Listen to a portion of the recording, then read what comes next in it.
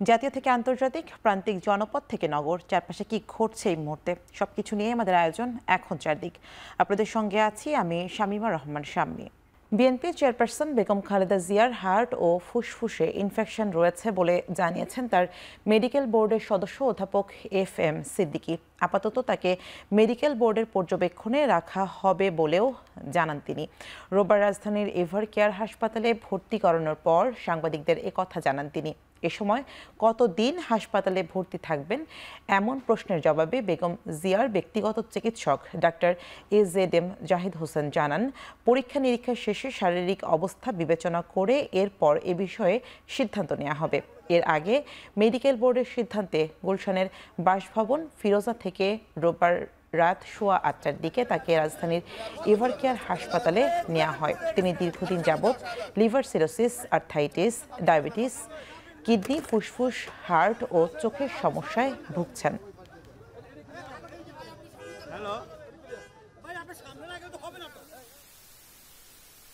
উনি যখন বাসায় থাকেন তখন উনি সার্বক্ষণিকভাবেই এই মেডিকেল বোর্ডের সদস্যদের তত্ত্বাবধানে চিকিৎসাধীন থাকেন এবং ওনার সবসময়ই পরীক্ষা নিরীক্ষা কিছু না কিছু সপ্তাহে সপ্তাহে করা হয়, যেগুলো প্রয়োজন।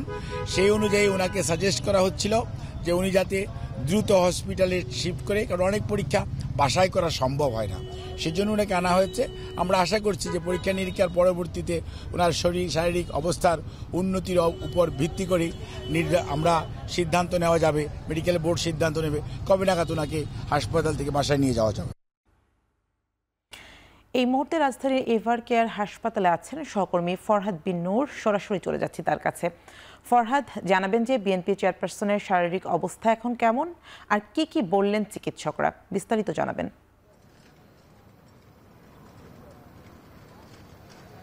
শাম্মী, ধন্যবাদ। আমরা দেখছি যে বেগম খালেদা জিয়াকে কিন্তু এখানে রাত 8:15 নাগাদ নিয়ে আসা হয় এবং এরপরে তার যে শারীরিক যে ত্রুটি করেছিল সেগুলোর বিষয়ে কিন্তু এখানে চেক আপ করানো হয়।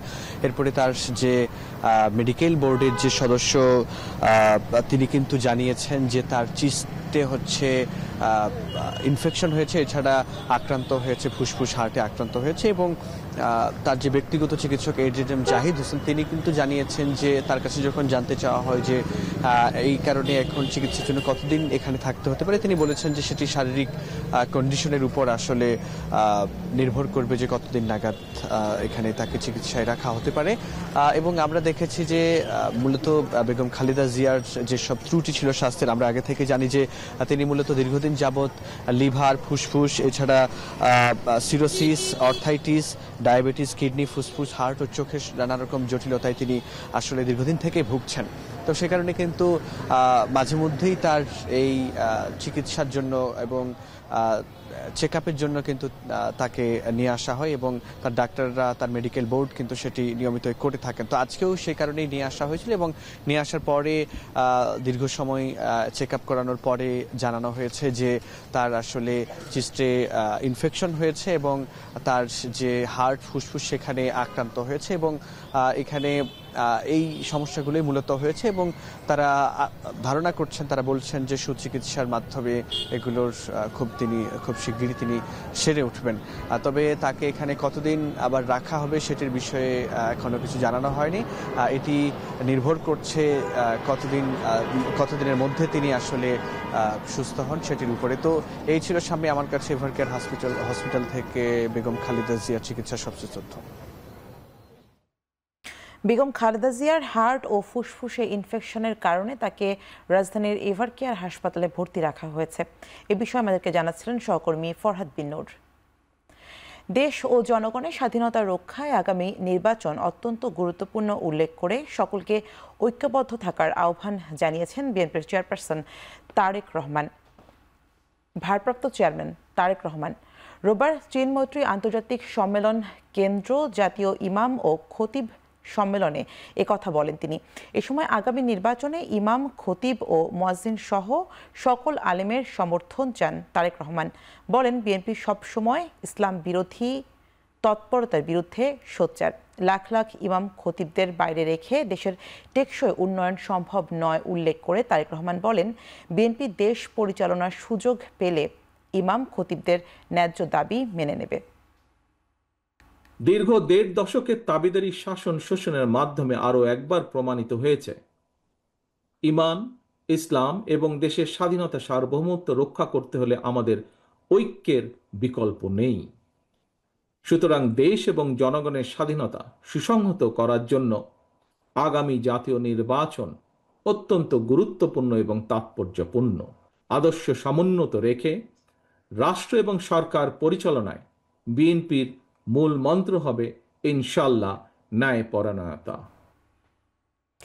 বিএনপি সবার আকাঙ্ক্ষা পূরণে কাজ করে যাচ্ছে বলেই বিএনপি সাংঘর্ষিক রাজনীতি চায় না, মন্তব্য করেছেন দলটির স্থায়ী কমিটির সদস্য আমির খসরু মাহমুদ চৌধুরী। দেশে বর্তমানে কোনো স্বৈরাচার ব্যবস্থা না থাকলেও মবক্রেসি ও বিভিন্ন দাবি নিয়ে রাস্তায় নামা গণতন্ত্র নয় বলেও মন্তব্য করেন তিনি।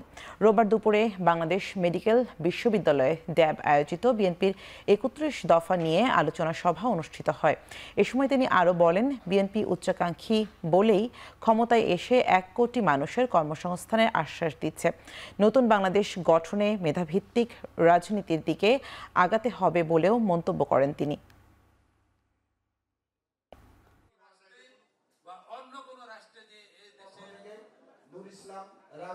সাংঘর্ষিক রাজনীতি করতে চাচ্ছেন, উনি প্রতিনিয়ত বলছেন আমরা সাংঘর্ষিক রাজনীতিতে যেতে পারবো না। আমাদের রাজনীতিতে সহনশীলতা থাকতে হবে, আমাদের রাজনীতিতে অন্য পক্ষের সাথে দ্বিমত পোষণ করেও তার মতামতকে সম্মান দেখাতে হবে, কোনো অসুবিধা নেই।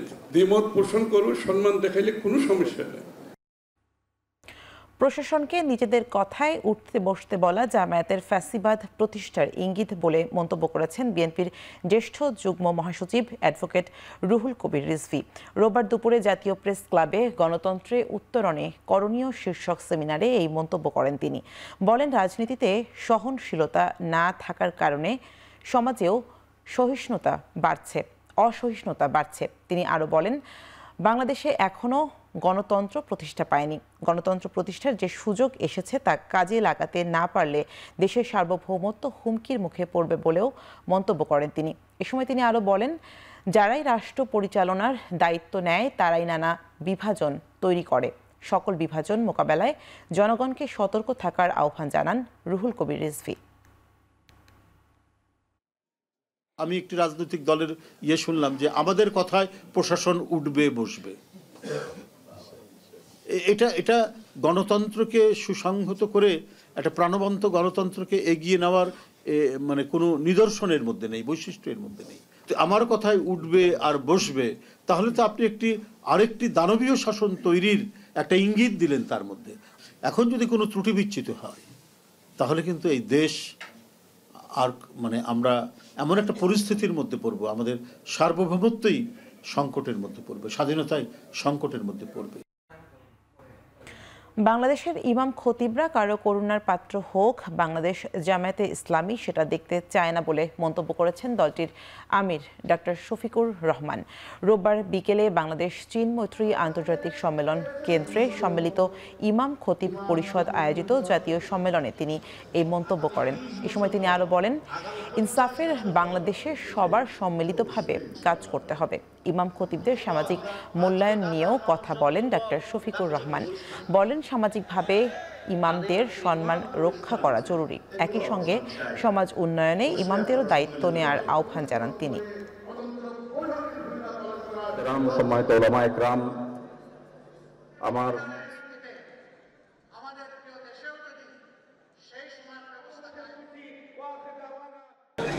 আমরা এই দিক থেকে করে যাওয়ার ভিতর থেকে আপনাদের প্রতি আজীবন সম্মান দেখাতে চাই। আমাদের ইমাম এবং খতিব সাহেবরা কারো করুণার পাত্র হবেন, এটা আমরা দেখতে চাই। সমাজের ফেসলা মিম্বর থেকে আসবে ইনশাআল্লাহ, সেই ফেসলাই মিম্বর মেনে নেবে। প্রশাসন কবজা করতে চট্টগ্রামে জামায়াত নেতা শাহজাহান চৌধুরীর বক্তব্যের প্রতিক্রিয়ায় এবি পার্টির চেয়ারম্যান মুজিবুর রহমান মঞ্জু বলেছেন, প্রশাসন দখলের পুরনো বাজে প্র্যাকটিস এবার পাল্টাতে হবে। এ ধরনের চেষ্টা নির্বাচনের পরিবেশ নষ্ট করার লক্ষণ। রোববার দুপুরে ফেনী ২ আসনে নির্বাচনী প্রচার উপলক্ষে মতবিনিময় সভায় এবি পার্টির প্রধান শাহজাহান চৌধুরীর বক্তব্যের বিষয়ে নিন্দা জানিয়ে বলেন, জামায়াতের পক্ষ থেকে এ বিষয়ে সুস্পষ্ট বক্তব্য দরকার। এছাড়া জুলাই গণ অভ্যুত্থানে অংশগ্রহণকারী দলগুলো নিয়ে বড় একটি জোট হচ্ছে, সেখানে এনসিপির থাকার সম্ভাবনা রয়েছে বলেও জানান মুজিবুর রহমান মঞ্জু।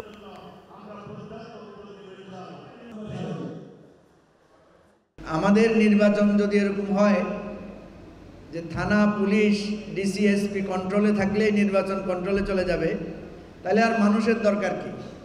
তাহলে আর জনগণের এই ভোটের অধিকারের আর মূল্য কি থাকে? সুতরাং আমরা মনে করি অতীতের এই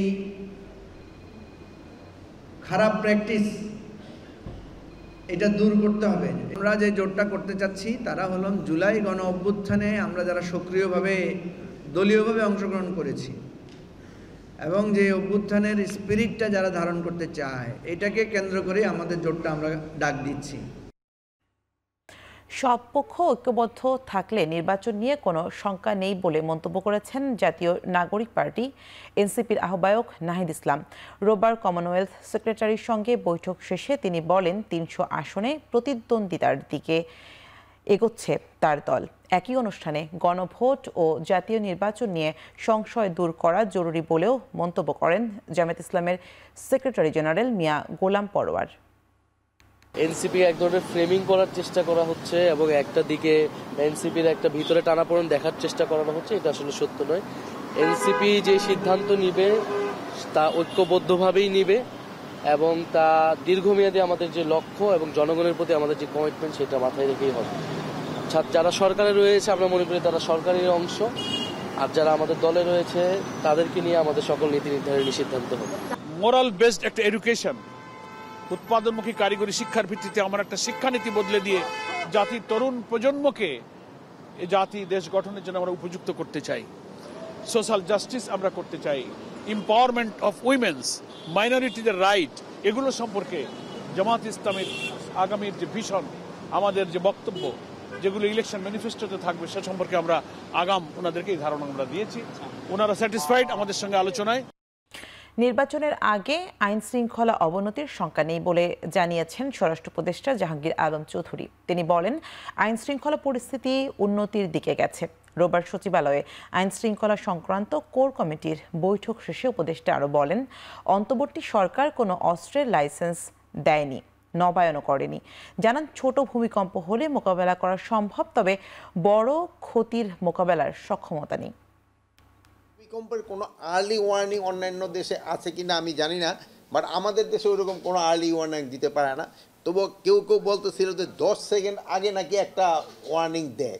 তো ওই অনেক দেশে নাকি ওরকম একটা অ্যাপ আছে যেটা 10 সেকেন্ড আগেই হয়। তা আমরা ওইটা চিন্তা ভাবনা করছি আমরা ওরকম একটা অ্যাপ খুলতে পারি কিনা যে 10 সেকেন্ড আগে দেয়। কিন্তু আমরা আগে শুনতাম যে পশু পাখি এরা নাকি ইন্ডিকেশন পেয়ে যায়। যে বিল্ডিং কোড না মেনে চললে কিন্তু এই ভবিষ্যতে আরও অবস্থা খারাপ হওয়ার সম্ভাবনা। এই ছোটোখাটোগুলি যেমন প্রস্তুত, আপনি দেখছেন ফায়ার সার্ভিস সাথে সাথেই কিন্তু রেসপন্স করছে, কিন্তু খোদা না গুরুত্ব ধরনের কিছু হলে সেই সময় বোঝা যাবে। আর দোয়া করেন যেন বড় ধরনের কোনোটা যেন না হয়।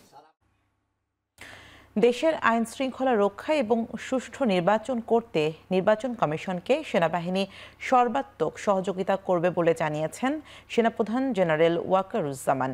রোববার সকালে ঢাকা সেনানিবাসের আর্মি মাল্টিপারপাস কমপ্লেক্সে আয়োজিত এক অনুষ্ঠানে বীরত্বপূর্ণ কাজ ও বাহিনীতে অসামান্য অবদানের জন্য 64 সেনা সদস্যকে পদক এবং 75 মুক্তিযোদ্ধা পরিবারকে সম্মাননা প্রদান অনুষ্ঠানে তিনি একথা বলেন।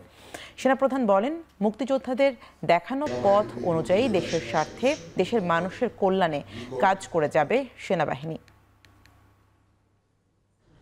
আমরা এই অনুষ্ঠানে আপনাদেরকে আমন্ত্রণ করেছিলাম। সম্প্রতি সময়ে বাংলাদেশ সেনাবাহিনীর সদস্যগণ ইলেকট্রিক সিভিল পাওয়ারে দেশের আইন শৃঙ্খলা রক্ষার কাজে নিয়োজিত আছেন। আমরা সামনে একটা নির্বাচনের দিকে যাচ্ছি, সেই নির্বাচনে আমরা যথাযথভাবে ইনশাআল্লাহ সরকারকে সর্বতভাবে সহযোগিতা করব, নির্বাচন কমিশনকে সহযোগিতা করব, যেন আমরা একটা সুন্দর একটা নির্বাচন পেতে পারি। আগামী 25শে নভেম্বর 80টি দেশি পর্যবেক্ষক সংস্থাকে সংলাপে ডেকেছে ইসি। একই দিনের জাতীয় নির্বাচন এবং গণভোট আয়োজন ইসির জন্য চ্যালেঞ্জ হবে বলে মনে করছেন কমনওয়েলথ মহাসচিব। রোববার সকালে নির্বাচন ভবনে সিইসি ও কমনওয়েলথের বৈঠক শেষে ব্রিফিং করেন ইসি সচিব আক্তার আহমেদ। এ সময় সংস্থাটির মহাসচিব শার্লি বলচওয়ে আশা প্রকাশ করেন ইসি এসব দায়িত্ব সুষ্ঠুভাবে পালন করবে। নির্বাচনের বিশ্বাসযোগ্যতা জরুরি বলেও মন্তব্য করেন সংস্থাটির প্রতিনিধি। এ সময় প্রবাসী ভোটিং নিয়ে ইসির চলমান উদ্যোগকে প্রশংসনীয় বলেও মন্তব্য করেন তারা। বৈঠকে সংস্থাটির পক্ষ থেকে ইসি চাইলে যে কোনো ধরনের সহযোগিতা করা হবে বলেও জানানো হয়।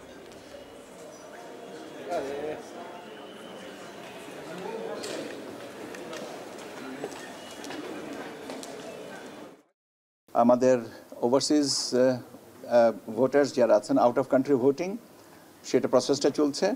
এটা প্রথম ইনক্লুশন 53 বছরের ইতিহাসে এটা শুনে বলা হয়েছে এবং ওনারাও এটা আমাদের প্রত্যাশিত বিষয়টা সম্পন্ন হবে বলে ওনারাও আশাবাদ করেছেন। প্রবাসী অবজারভার্স যারা আছেন বিদেশ থেকে আসবেন, তাদের ক্ষেত্রেও আমরা বলেছি যে আমরা স্বাগত জানাচ্ছি এবং আসবেন, এবং আমরা আশা করি যে আমাদের এবারের যে free, fair, credible, participatory election যেটা হচ্ছে সেটা সম্পর্কে আমরা একটা ভালো রেজাল্ট পাবো। নির্বাচনী হলফনামায় দেশের পাশাপাশি বিদেশি সম্পদের হিসাব বিবরণী জমা দিতে হবে বলে জানিয়েছেন দুদক চেয়ারম্যান ডক্টর আব্দুল মোমেন। তার ব্যত্যয় ঘটলে অন্যায় হবে বলেও মন্তব্য করেন তিনি। রোববার সকালে দুদক সিলেট বিভাগীয় কার্যালয়ের ভিত্তিপ্রস্তর উদ্বোধন অনুষ্ঠানে কথা বলেন তিনি। পরে কবি নজরুল অডিটোরিয়ামে গণশুনানিতে অংশ নিয়ে দুদক চেয়ারম্যান জানান, 5ই আগস্ট পরবর্তী সময়ে দুর্নীতির বিরুদ্ধে মানুষের যে প্রত্যাশা তৈরি হয়েছে তা পূরণে শতভাগ দুর্নীতিমুক্ত সমাজ করতে কাজ করছে দুদক। যদি গণমানুষের প্রত্যাশা পূরণ না হয় তাহলে জাতির সাথে প্রতারণা হবে বলেও আরও জানান তিনি। এ সময় তিনি দুদকের নানান সীমাবদ্ধতার কথা তুলে ধরে জানান, 2008 সালে শেখ হাসিনার কৃষি সম্পত্তি ছিল 5.21 একর, তবে অনুসন্ধান করে পাওয়া যায় 29 একর। সে সময় দুদক তদন্ত করে বের করলেও ব্যবস্থা নেওয়া যায়নি। গণশুনানিতে বিভিন্ন দপ্তরের কর্মকর্তা ছাড়াও নানা শ্রেণী পেশার মানুষ অংশ নেন। এর আগে সকাল 9টায় দুদক সিলেট বিভাগীয় কার্যালয়ের ভিত্তিপ্রস্তর উদ্বোধন করেন দুদক চেয়ারম্যান।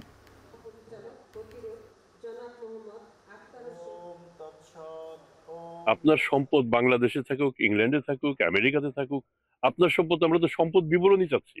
আমরা তো বাংলাদেশি সম্পদ কতটুকু সে কথা বলা হচ্ছে না। এমনকি আপনি যখন ট্যাক্স রিটার্ন জমা দিবেন সেখানেও আপনাকে বলতে হবে যে আপনার বৈদেশিক উৎস থেকে কত আয়, সেটা আপনার বলতে হবে। আপনি যদি না করেন তাহলে আপনি অন্যায় কাজ করছেন। কাজে অন্যায়কারীকে আপনারা গ্রহণ করবেন কিনা সেটা আপনাদের ব্যাপার। তো আমাদের বিবেচ্য হচ্ছে তিনি আমাদের যে শিডিউল, এই শিডিউলে তিনি অপরাধী কি না। যদি সেই শিডিউলে অভিযোগ পাই, অভিযোগ যদি প্রমাণিত হয়, আমরা আমাদের সাধ্যমতো কাজ করি। মানবতাবিরোধী অপরাধে মৃত্যুদণ্ডপ্রাপ্ত শেখ হাসিনাকে ফেরত চেয়ে দিল্লিকে আনুষ্ঠানিক চিঠি দিয়েছে ঢাকা। গত শুক্রবার এই চিঠি দেয়া হয়েছে। রোববার বিকেলে পররাষ্ট্র মন্ত্রণালয়ে কথা জানিয়েছেন পররাষ্ট্র উপদেষ্টা। জুলাই গণ অভ্যুত্থানে মানবতাবিরোধী অপরাধের দায়ে সোমবার শেখ হাসিনা সহ 3 আসামির বিরুদ্ধে রায় দেয় আন্তর্জাতিক অপরাধ ট্রাইব্যুনাল। রায়ে শেখ হাসিনা ও তার সময়কার স্বরাষ্ট্রমন্ত্রী আসাদুজ্জামান খান কামালের হয় মৃত্যুদণ্ড। এদের মধ্যে শেখ হাসিনা ও কামাল 5ই আগস্টের পর থেকে ভারতে অবস্থান করছেন। রায়ের দিন পররাষ্ট্র মন্ত্রণালয় আনুষ্ঠানিক বিবৃতি দিয়ে শেখ হাসিনা ও আসাদুজ্জামান খান কামালকে ফেরত দিতে ভারতের প্রতি আবারও আহ্বান জানায়।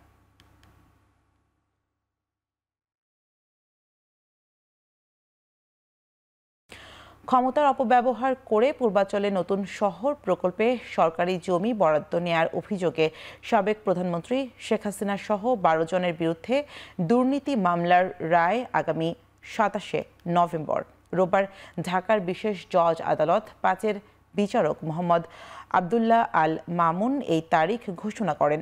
রাজুকের পূর্বাঞ্চল নতুন শহর প্রকল্পে সরকারি প্লট বরাদ্দে শেখ হাসিনা এবং তার পরিবারের সদস্য সহ 23 জন ব্যক্তির বিরুদ্ধে অনিয়ম ও দুর্নীতির অভিযোগ ওঠে। পূর্বাঞ্চল নতুন শহরের 27 নম্বর সেক্টরের কূটনৈতিক জোনের আশপাশে শেখ হাসিনা, তার ছেলে সজীব ওয়াজেদ জয়, মেয়ে সাইমা ওয়াজেদ পুতুল এবং বোন শেখ রেহানার ছেলে রেদওয়ান মুজিব সিদ্দিকী ববি এবং মেয়ে আজমিনা সিদ্দিকের নামে প্লট বরাদ্দ দেওয়া হয়েছে। গত বছরের ডিসেম্বর থেকে এসব অভিযোগের তদন্ত শুরু করে দুর্নীতি দমন কমিশন। চলতি বছরের 10 মার্চ 6 মামলায় 23 জনের বিরুদ্ধে অভিযোগপত্র প্রস্তুত করে দুদক। পরে 31 জুলাই থেকে ঢাকার 4র্থ ও 5ম বিশেষ জজ আদালতে আসামিদের বিরুদ্ধে অভিযোগ গঠনের মাধ্যমে বিচার কার্যক্রম শুরু হয়।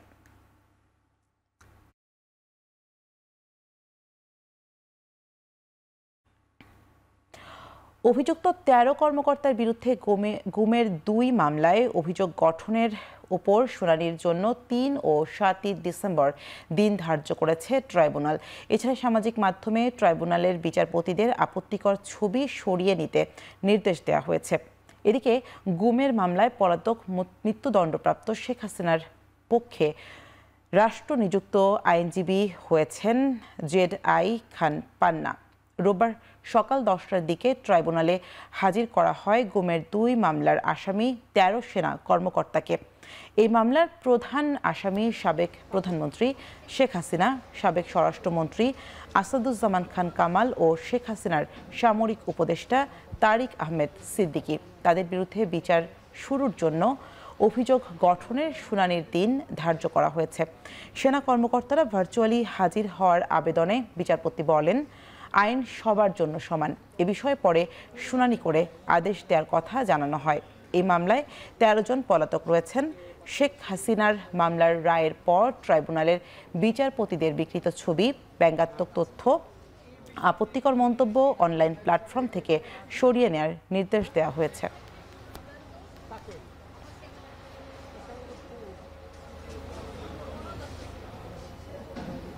অ্যাপেলেট ডিভিশনের বিচারক, সিনিয়র মন্ত্রী, বিভিন্ন পর্যায়ের মানুষ যারা আসামি হয়েছেন তারা রেগুলারলি আদালতে সশরীরে হাজিরা দেন।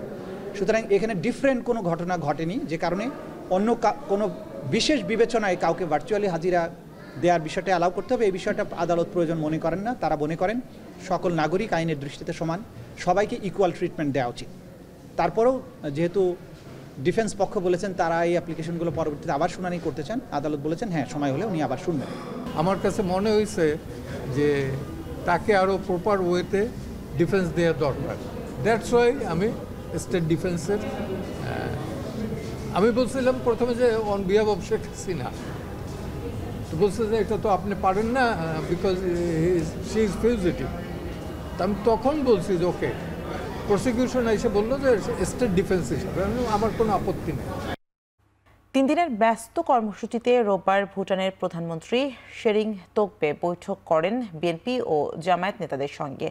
বিএনপির মহাসচিব মির্জা ফখরুল ইসলাম আলমগীর এবং জামায়াতের আমির দুজনের সঙ্গেই তিনি প্রায় ঘণ্টাব্যাপী আলোচনা করেন।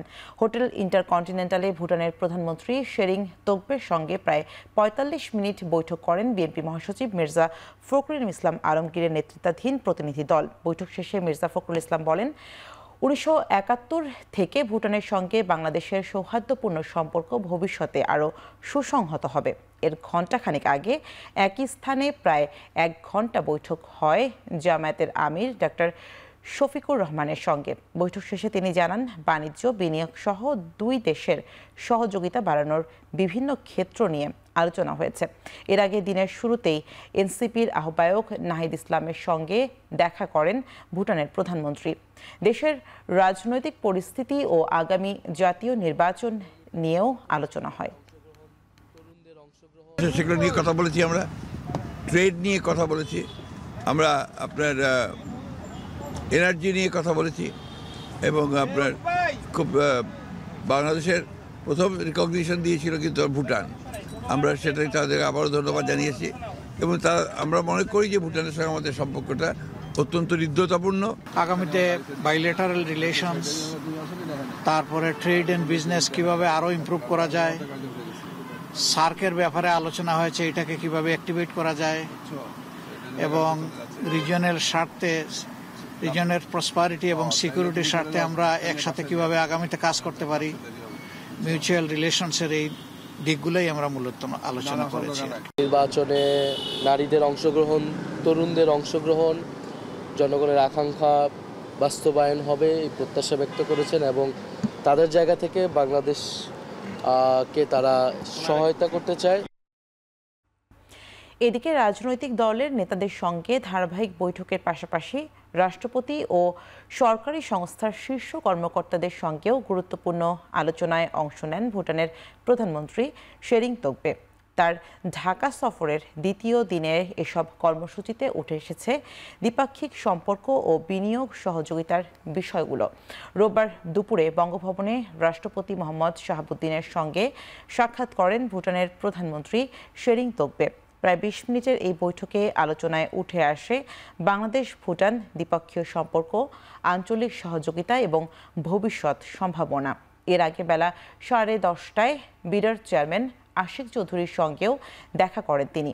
আলোচনায় দুই দেশের বিনিয়োগ সুযোগ, বাণিজ্য সম্ভাবনা এবং রপ্তানি আমদানির ভারসাম্য উন্নয়নের দিকগুলো গুরুত্ব পায়।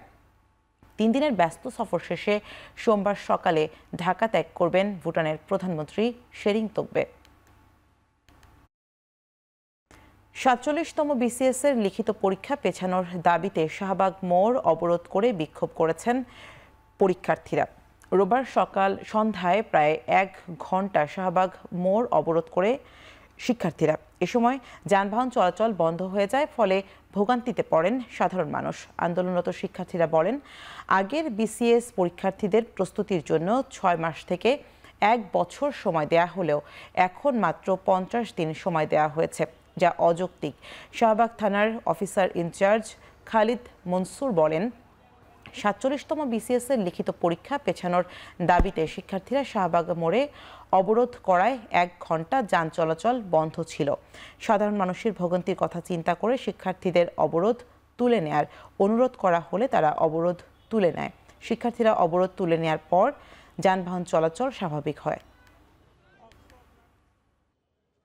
পুলিশ আমাদেরকে বলেছেন চলে যেতে, আমরা মানুষের অনেক সমস্যা হচ্ছে, আমরা এগুলো চাই না যে মানুষের সমস্যা হোক, আসলে আমরা বাধ্য, এছাড়া কোনো কথা শোনে না। কালকে অবরোধ করাতে আজকে কিছুটা আমাদের সাথে কথা বলছে, তাও আমরা না করে দিচ্ছি। আমরা বারবার তাদেরকে অনুরোধ করেছি যে রাস্তায় অনেক অ্যাম্বুলেন্স আটকা পড়েছে, বাসে অনেক লোকজন ছিল, তারপর অফিস থেকে অনেক লোক ফিরতেছে, সবারই আসলে জনমনে একটা কষ্ট হচ্ছিল।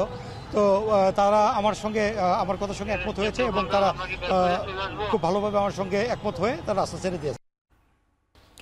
47তম BCS এর লিখিত পরীক্ষার সময়সূচি পরিবর্তন করে পিছিয়ে দেওয়ার দাবিতে আজও রেলপথ অবরোধ করে বিক্ষোভ করেছেন শিক্ষার্থীরা। এতে দুর্ভোগে পড়েন ঢাকা ময়মনসিংহ, ঢাকা রাজশাহী, ঢাকা খুলনা রুটের যাত্রীরা। রোববার দুপুর 12টার দিকে নগরীর জব্বরের মোড় এলাকায় জামালপুরগামী তিস্তা এক্সপ্রেস ট্রেন আটকে রেখে বিক্ষোভ করেন বাংলাদেশ কৃষি বিশ্ববিদ্যালয়ের শিক্ষার্থীরা। তাৎক্ষণিক বন্ধ হয়ে যায় ঢাকা ময়মনসিংহ রুটে রেল চলাচল। বিভিন্ন স্টেশনে ঘন্টার পর ঘন্টা অপেক্ষা করতে হয় সাধারণ যাত্রীদের। এদিকে যাত্রী দুর্ভোগের কথা বিবেচনা করে বিশ্ববিদ্যালয় প্রশাসন ও পুলিশের অনুরোধে প্রায় 3 ঘন্টা পর জামালপুরগামী তিস্তা ট্রেনটি ছেড়ে দেওয়া হয়। পরে আবারও কর্মসূচি পালন করেন শিক্ষার্থীরা। একইভাবে রাজশাহীতেও রেলপথ অবরোধ করে বিশ্ববিদ্যালয়ের শিক্ষার্থীরা। এ সময় রাজশাহী থেকে ঢাকা, খুলনা ও পঞ্চগড়গামী বিভিন্ন রুটের 6টি ট্রেন আটকা পড়ে, যাতে ভোগান্তিতে পড়েন যাত্রীরা। এছাড়া একই দাবিতে দুপুর থেকে ঢাকা খুলনা রেলপথের দৌলতপুর অংশ অবরোধ করেন শিক্ষার্থীরা। এতে আটকে পড়ে খুলনা থেকে রাজশাহীগামী সাগরদাড়ি এক্সপ্রেস ও ঢাকা থেকে আসা রূপসা এবং সুন্দরবন এক্সপ্রেস। পরে টায়ার জ্বালিয়ে বিক্ষোভ করে 47তম BCS এর লিখিত পরীক্ষার সময়সূচি পরিবর্তন করে পিছিয়ে দেওয়ার দাবি জানান শিক্ষার্থীরা।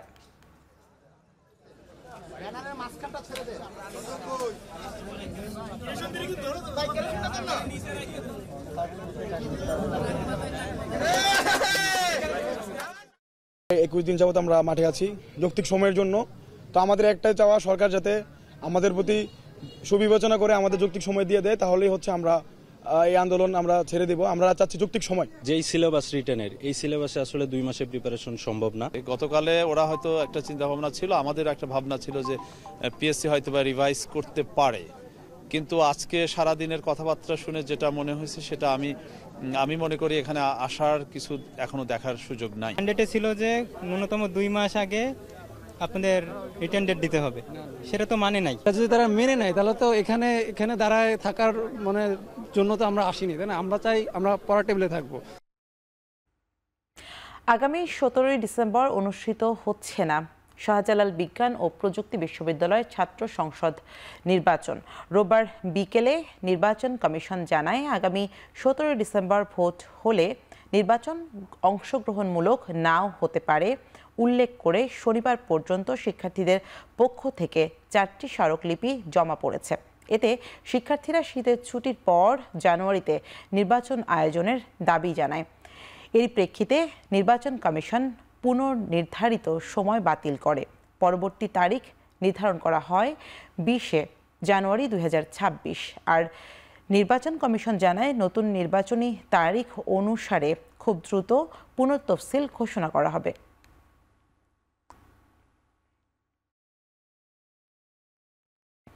শিক্ষক নিয়োগে কোটা বৈষম্য সহ 6 দফা দাবিতে সোমবার থেকে রাঙামাটিতে অনির্দিষ্টকালের জন্য শাটডাউন ঘোষণা করা হয়েছে। রোববার সন্ধ্যায় এই ঘোষণা দেয় কোটা বিরোধী ঐক্যজোট। এর আগে 21 নভেম্বর শিক্ষক নিয়োগ পরীক্ষাকে কেন্দ্র করে 20 নভেম্বর থেকে টানা 36 ঘন্টার হরতাল কর্মসূচি দিয়েছিল বৈষম্য বিরোধী এই শিক্ষার্থীরা। তবে হরতাল কর্মসূচির মুখে রাঙামাটি জেলা পরিষদ ওই পরীক্ষা চতুর্থবারের মতো স্থগিত ঘোষণা করে। এর জেরে 8 ঘন্টা পরেই হরতাল স্থগিত করে আন্দোলনকারীরা। তবে সব দাবি মেনে নেওয়ার জন্য রোববার বিকেল 5টা পর্যন্ত জেলা পরিষদকে সময় বেঁধে দেয় শিক্ষার্থীরা। পরে তাদের দাবি না মানায় সোমবার থেকে অনির্দিষ্টকালের জন্য শাটডাউন ঘোষণা করা হয়েছে।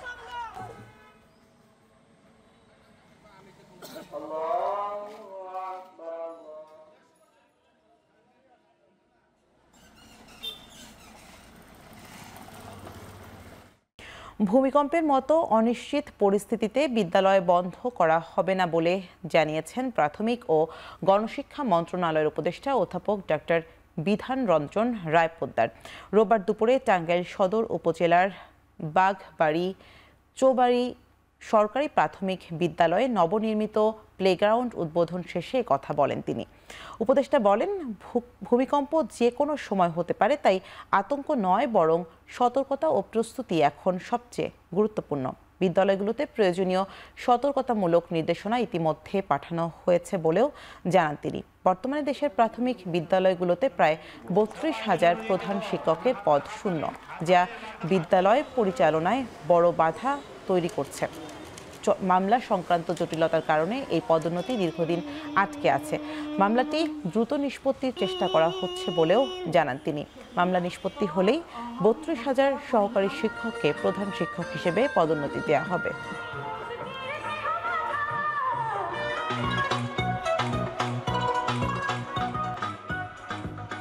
ভূমিকম্পগুলো সবসময় অনিশ্চিত, ফলে এইভাবে আমরা বন্ধ করে দিতে পারি না। কিন্তু প্রাথমিক বিদ্যালয়গুলো কি করবে আমরা নির্দেশনা দিচ্ছি, ভূমিকম্পের জন্য কী ধরনের সতর্কতামূলক ব্যবস্থা নেবে এই নির্দেশনা আমাদের পক্ষ থেকে যাচ্ছে। আমাদের অনেক প্রাথমিক বিদ্যালয়েই প্রধান শিক্ষকের পদ শূন্য, এবং সেটা বড় একটা সমস্যা। 32,000-এর উপর প্রধান শিক্ষকের পদ শূন্য বিদ্যালয়, এটা বিদ্যালয় পরিচালনায় খুব সমস্যা হচ্ছে, এবং এটা একটা মামলার জন্য এটা হচ্ছে। এটা সুপ্রিম কোর্টে মামলাটি রয়েছে, এবং আমরা মামলাটির জন্য দ্রুত নিষ্পত্তি হয় সেই জন্য সতর্ককরণের চেষ্টা করছি। ভূমিকম্পের প্রেক্ষিতে সিলেট, চট্টগ্রাম ও নরসিংদী এলাকায় সকল ড্রিলিং কার্যক্রম 48 ঘন্টার জন্য স্থগিত রাখার নির্দেশ দেওয়া হয়েছে বলে জানিয়েছে বাংলাদেশ তেল, গ্যাস ও খনিজ সম্পদ কর্পোরেশন।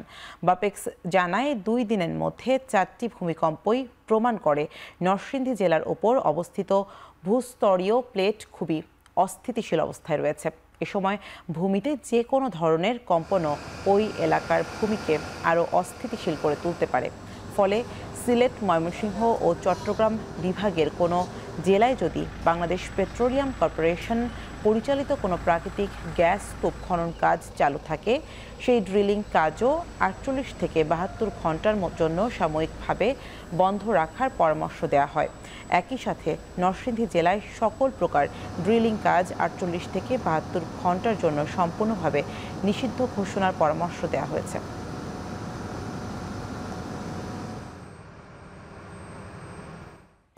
জামালপুরের ইসলামপুরে বিএনপির প্রার্থী পরিবর্তনের দাবিতে মানববন্ধন ও বিক্ষোভ কর্মসূচি পালন করা হয়েছে। রোববার দুপুরে উপজেলার আমতলী বাজার এলাকায় কয়েক হাজার নারী সড়কে অবস্থান নিয়ে বিক্ষোভ করেন। এ সময় জামালপুর 2 আসনে বিএনপির মনোনয়ন পরিবর্তনের দাবি জানানো হয়। মানববন্ধন শেষে একটি বিক্ষোভ মিছিল বের করা হয়। মিছিলটি আশপাশের বিভিন্ন এলাকা প্রদক্ষিণ করে। অবিলম্বে দাবি মানা না হলে কঠোর কর্মসূচির হুঁশিয়ারি দেন বক্তারা। জামালপুর 2 আসনে সুলতান মাহমুদ বাবুকে মনোনয়ন দেয় বিএনপি। এরই প্রতিবাদে বিক্ষোভ করেন স্থানীয়রা। তাদের দাবি, সাবেক মন্ত্রী, পরিষদ সচিব ও বিএনপি চেয়ারপারসনের উপদেষ্টা ASM আব্দুল হালিমকে মনোনয়ন দেয়া হোক।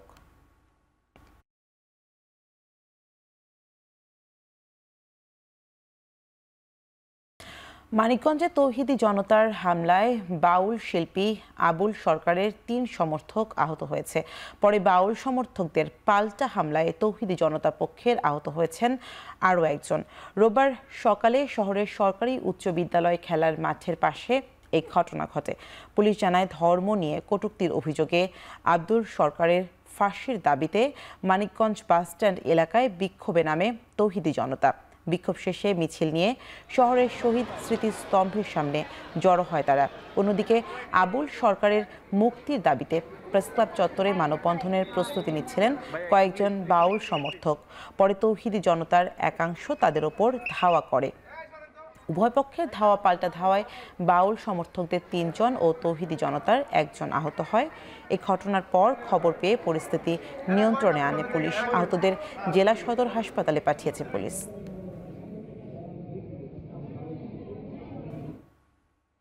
সিরাজগঞ্জে 2 মহল্লার মধ্যে সংঘর্ষে অন্তত 15 জন আহত হয়েছে। রোববার দুপুরে পৌর এলাকার ভাঙ্গাবাড়ি ও দিয়ার ধানগড়া মহল্লার মধ্যে এই সংঘর্ষ হয়। পুলিশ ও স্থানীয়রা জানায়, পূর্ব শত্রুতা ও আধিপত্য বিস্তারকে কেন্দ্র করে দীর্ঘদিন ধরে 2 মহল্লার মধ্যে দ্বন্দ্ব চলে আসছিল। এরই জেরে শুক্রবার রাতে আবারও উত্তেজনা বিরাজ করে। পর্যায়ক্রমে এক পর্যায়ে দুপুর 12টার দিকে থানা মোড় ও পাসপোর্ট অফিসের সামনের সড়কে সংঘর্ষে জড়ায় দুপক্ষের লোকজন। দফায় দফায় চলে ধাওয়া পাল্টা ধাওয়া ও ইটপাটকেল নিক্ষেপ। এ সময় শহরে যান চলাচল সাময়িক বন্ধ হয়ে যায়। এক পর্যায়ে ঘটনাস্থলে পৌঁছে কয়েক রাউন্ড টিয়ারশেল নিক্ষেপ করে পরিস্থিতি নিয়ন্ত্রণে আনে পুলিশ।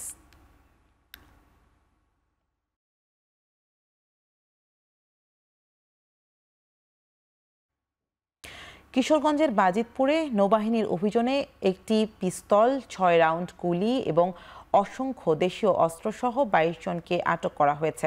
শনিবার রাতে তাদের আটক করা হলেও রোববার এই তথ্য নিশ্চিত করেছে পুলিশ। শনিবার রাতে বাজিতপুরে মোটরসাইকেল মিছিল বের করেন 12 দলীয় জোটের সমন্বয়ক সৈয়দ এহসানুল হুদা। স্থানীয়রা জানায়, মিছিলে শত শত কর্মী সমর্থকরা হাতে লাঠি, সোঁটা, দা সহ বিভিন্ন দেশীয় অস্ত্র দেখা যায়। পরে ওই রাতেই যৌথ বাহিনী অভিযান পরিচালনা করে একটি পিস্তল, 6 রাউন্ড গুলি ও বিপুল দেশীয় অস্ত্রসহ 22 জনকে আটক করে।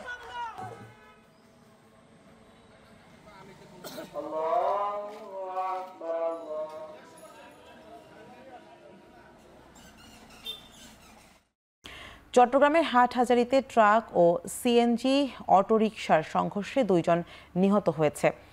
রোববার ভোর 5টায় হাটহাজারীর লালিয়ার হাট এলাকায় এই দুর্ঘটনা ঘটে। স্থানীয়রা জানায়, রাতে চট্টগ্রাম মেডিকেলে ভাতিজা মাহমুদুলকে ডাক্তার দেখিয়ে সিএনজি করে হাটহাজারী পৌরসভায় ফিরছিলেন চাচা ইফতেখার রাহাত। লালমনিরহাট এলাকায় পৌঁছলে ট্রাকের ধাক্কায় অটোরিকশার থাকা চাচা ভাতিজা দুজনে নিহত হয়। এই ঘটনায় গুরুতর আহত আরও একজনকে চট্টগ্রাম মেডিকেল কলেজ হাসপাতালে নেওয়া হয়েছে। এদিকে টাঙ্গাইলের সড়ক দুর্ঘটনায় নিহত হয়ে 2 মোটরসাইকেল আরোহী। রোববার সন্ধ্যা 7টার দিকে টাঙ্গাইল ময়মনসিংহ আঞ্চলিক মহাসড়কের রসুলপুর মোড়ে এই দুর্ঘটনা ঘটে।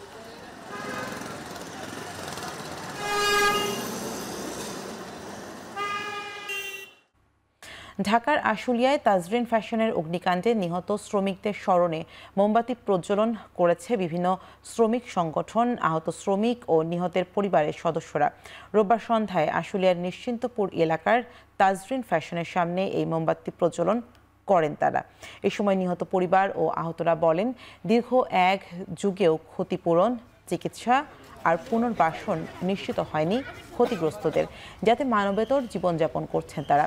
এ অবস্থা থেকে পরিত্রাণ পেতে অন্তর্বর্তী সরকারের কাছে দ্রুত সময়ের মধ্যে ক্ষতিপূরণ, পুনর্বাসন ও মালিকপক্ষের দৃষ্টান্তমূলক শাস্তির দাবি জানান তারা। পরে নিহতদের আত্মার মাগফিরাত ও আহতদের সুস্থতা কামনায় 1 মিনিট নীরবতা পালনের পর মোমবাতি প্রজ্বলনের মাধ্যমে নিহতদের স্মরণ করে শ্রদ্ধা জানান তারা।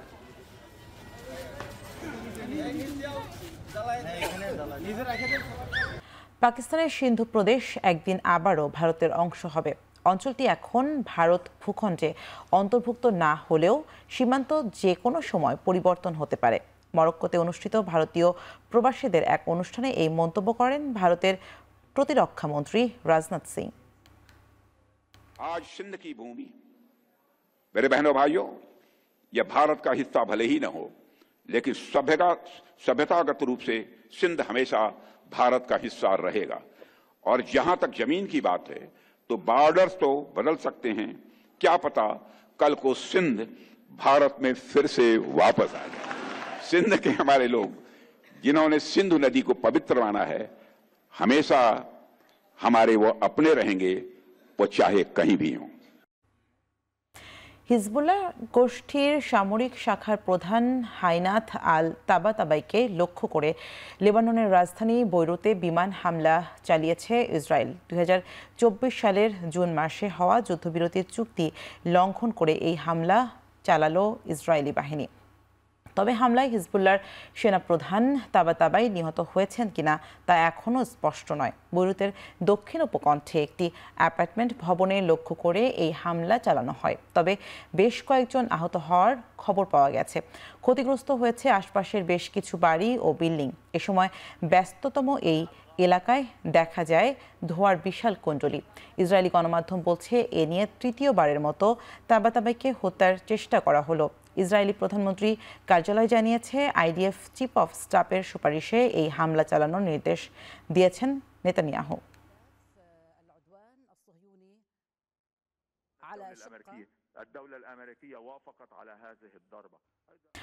ভূমিকম্প আতঙ্ক কাটছে না এশিয়া জুড়ে। মিয়ানমার ও থাইল্যান্ডের পর এবার ভূমিকম্পে কাঁপল ইন্দোনেশিয়া।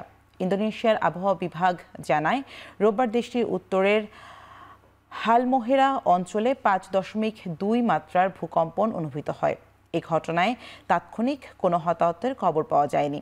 এর আগে স্থানীয় সময় সকালে 5.3 মাত্রার ভূমিকম্পে কেঁপে ওঠে মিয়ানমার ও থাইল্যান্ড। এর উৎপত্তিস্থল ছিল মিয়ানমারের দাওয়াই অঞ্চল থেকে 267 কিলোমিটার দূরে। তবে ভূমিকম্পের ঘটনায় কোনো প্রাণহানি বা ক্ষয়ক্ষতির খবর পাওয়া যায়নি দুই দেশে।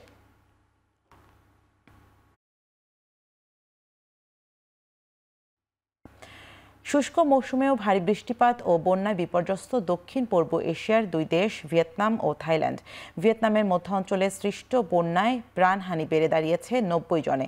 এছাড়া এখনও নিখোঁজ রয়েছে অন্তত 12 জন। সপ্তাহব্যাপী ভারী বর্ষণে এখনও বিপদসীমার উপর দিয়ে প্রবাহিত হচ্ছে বেশিরভাগ নদ নদীর পানি। তবে রোববার থেকে স্থিতিশীল পরিস্থিতি কিছুটা স্বাভাবিক হতে পারে বলে জানিয়েছে ভিয়েতনামের দুর্যোগ ব্যবস্থাপনা দপ্তর।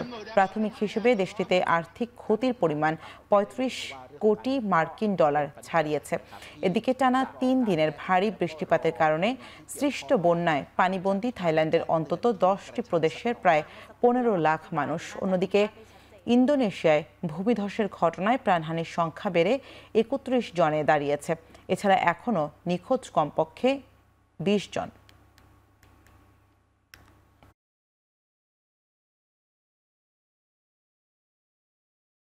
প্রবাসী বাংলাদেশিদের ঐতিহ্যবাহী সংগঠন আল বাংলাদেশি অ্যাসোসিয়েশন অব আয়ারল্যান্ডের কার্যকরী পরিষদ গঠনে 23 নভেম্বর অনুষ্ঠিত হলো সাধারণ নির্বাচন। সংগঠনকে গণতান্ত্রিক প্রক্রিয়ায় আবারও শক্তিশালী করার লক্ষ্যে এই ভোট। ইউরোপের শান্তিপ্রিয় দেশ আয়ারল্যান্ডে 2011 সাল থেকে প্রবাসীদের স্বার্থ সংশ্লিষ্ট বিষয় নিয়ে কাজ করে যাচ্ছে সংগঠনটি। নির্বাচনে দেশটির রাজধানী ডাবলিন সহ কর্ক, গলওয়ে, লিমেরিক ছাড়াও প্রধান শহরগুলোতে স্থানীয় সময় সকাল 9টা থেকে বিকেল 5টা পর্যন্ত প্রবাসী বাংলাদেশিরা স্বতঃস্ফূর্তভাবে অংশগ্রহণে ভোট চলে। আয়ারল্যান্ডে প্রায় 10,000-এর বেশি প্রবাসী বাংলাদেশিরা এতে অংশ নেন। এবারের কার্যনির্বাহী পরিষদের নির্বাচনে 13টি সম্পাদক পদে 39 জন এবং আঞ্চলিক সদস্য পদের জন্য লড়ছেন 22 জন প্রার্থী। নির্বাচনী প্রতিনিধিরা আগামীতে আয়ারল্যান্ডের মাটিতে বাংলাদেশের কৃষ্টি সংস্কৃতি উপস্থাপন সহ প্রবাসীদের উন্নয়নে ভূমিকা রাখবে বলে প্রত্যাশা ভোটারদের।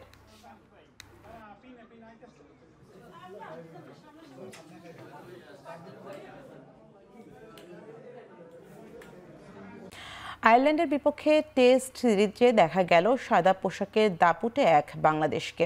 সিরিজ শেষে বোলারদের প্রশংসায় ভাসালেও ব্যাটারদের কাছ থেকে আরও কিছু বড় ইনিংস পাওয়ার কথা জানালেন অধিনায়ক নাজমুল হোসেন শান্তর কাছ থেকে।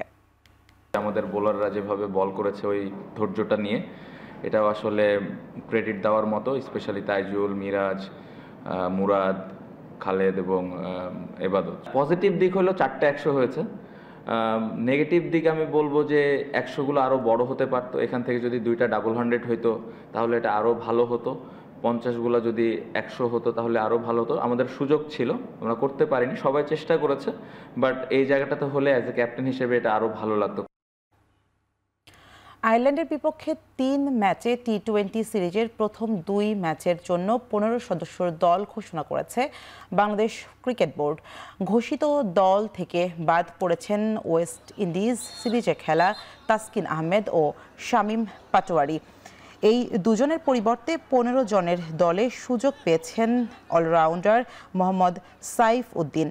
আর টেস্ট ওয়ানডে খেললেও প্রথমবারের মতো টি-20 দলে ডাক পেয়েছেন উইকেট কিপার ব্যাটার মাহিদুল ইসলাম। এদিকে আয়ারল্যান্ড সিরিজে প্রথমবারের মতো সহ অধিনায়কের দায়িত্ব পালন করবেন top order batter Saif Hasan. তবে ক্যাপ্টেন্সির দায়িত্বে যথারীতি লিটন কুমার দাসী থাকছেন। আগামী 27 নভেম্বর থেকে বাংলাদেশ আয়ারল্যান্ড প্রথম ম্যাচ, পরের 2 ম্যাচ 29শে নভেম্বর ও 2রা ডিসেম্বর। সবকটি ম্যাচ অনুষ্ঠিত হবে চট্টগ্রামের লেফটেন্যান্ট মতিউর রহমান স্টেডিয়ামে।